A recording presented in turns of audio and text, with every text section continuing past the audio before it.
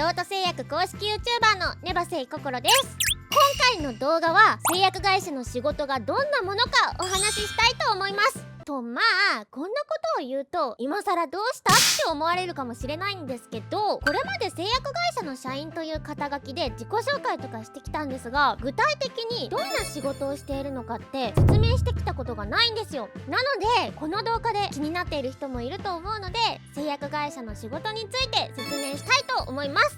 というわけで、これを見たら製薬会社でのお仕事というものがなんとなくわかる。そして私心が普段ロート製薬でどんな働きをしているのかがわかるというような動画にしたいと思います。ただのポンコツ YouTuber だと思ってたら大間違いだからね。じゃあまずはどこから説明しようかな。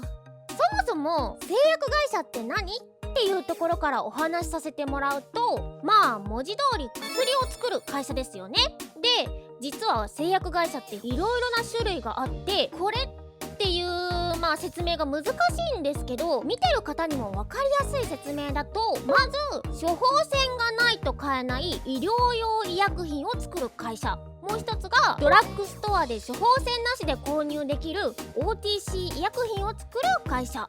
製薬会社っていうものをざっくり分けるとこんな感じになります。ちなみにね、ロート製薬は後者です。処方箋なしで買えるお薬を作ってます。ただロートの場合、スキンケアとかレストラン事業とかもやってるから、製薬会社の中でも結構特別なポジションかもしれない。製薬会社にもそれぞれ個性があるんだよってことですね。こんな説明で大丈夫ですかね。いっか。では実際製薬会社の社員がどんな仕事をしているかという説明ですね。これはあくまでロート製薬ではこんな仕事があるよっていうお話なんですけど、大きく分けて3つあります。1つが研究開発、2つ目が技術系、3つ目が事務系。まずは1つ目の研究開発。私もここで働いてます。もういわゆる研究開発って感じです。白衣でビーカー持って実験してみたいな、そんな感じで日々商品の前身になるようなものを作ってます。で、2つ目、技術系ですね。これは工場の機械を管理したり、商品の品質安全をチェックしたりする仕事ですね。で、最後3つ目、事務系なんですけれども、営業とか商品企画とかマーケティングとかですかね。私は広報も担当してるんで、ここの所属でもあります。皆さん気づきました？開発、生産、販売、この順番で商品ができていってお客様の元に届くんです。私はその最初と最後の部分で働いてるんですね。いやー、なんか感慨深いですな。でしょな。次は私が一日どういう仕事をしているかっていうと、本当に日によってバラバラになるんだけど、基本的にはラボで仕事してます。かっこよくない？ラボだよ、ラボで仕事。これはさっきもお話しした研究開発の仕事がメインの日ですね。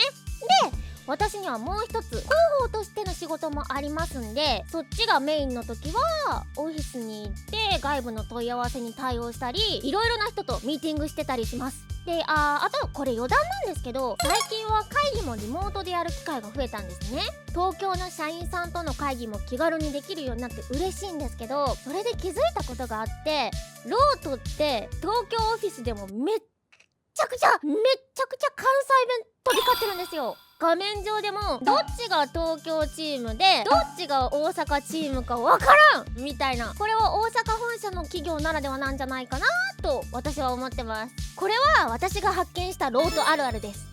ごめんなさい、これは余談でした。次は製薬会社の仕事ってどういう人に向いてるのかなって私も実際に思って、まこっちゃんにも聞いてみたんですよ。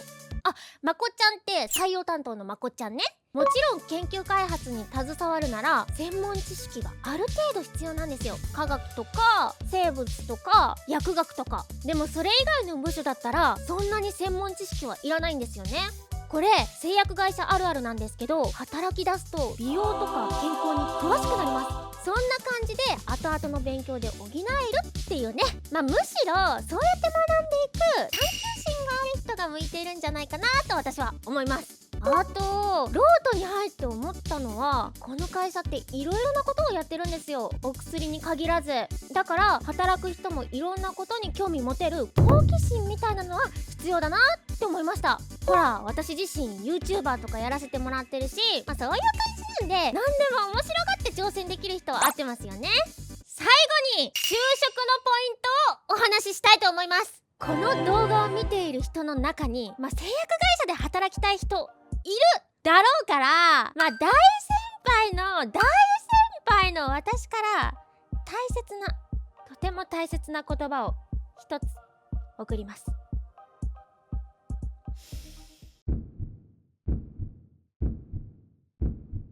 かく興味あることに全力で打ち込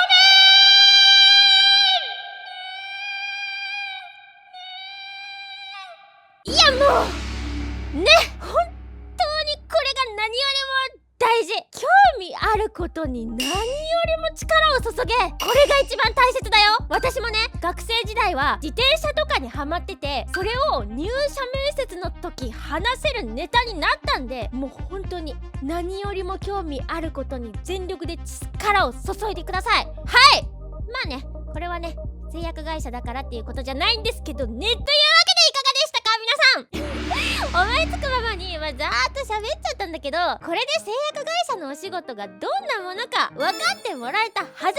私はね YouTuber の活動以外でもこんなことをやってるんです。